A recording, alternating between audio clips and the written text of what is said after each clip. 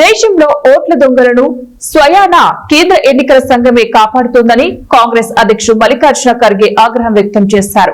10 ఏళ్లుగా ఓటు చోరులను కాపాడే back office లాగా ఈసీ పనిచేస్తుందని ఆరోపించారు. ప్రజాస్వామ్యాన్ని రక్షించవలసిన సంస్థ ఓట్ల దొంగలకు రక్షణ కవచంలా మారిందని నిప్పులు చెరిగారు. కర్ణాటకలోని అలంద నియోజకవర్గ ఓటర్ ఫ్రాడ్ కేసులో ఈసీ వైఖరిని ఆయన నిలదీశారు. ఈ మేరకు ఆదివారం ఎక్స్ లో ఖర్గే పోస్ట్ చేశారు. కర్ణాటకలోని అలంద నియోజకవర్గంలో ఓటర్ ఫ్రాడ్ కేసులో ఎన్నికల సంఘం వైఖరిని ఆయన తప్పుపట్టారు. కీలకమైన ఆధారాలను దాచిపెట్టారని విమర్శించారు.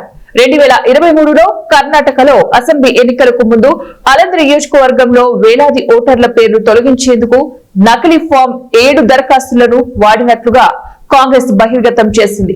దీనిపై కేసు నమోదు కాగా దర్యాప్తులో 5,994 నకిలీ అప్లికేషన్లు బయటపడ్డాయి. ఇది చిన్న తప్పిదం కాదని, ఓటు హక్కును దోచుకోవడానికి పన్నిన పెద్ద కుట్రే అని ఖర్గే ధ్వజమెత్తారు.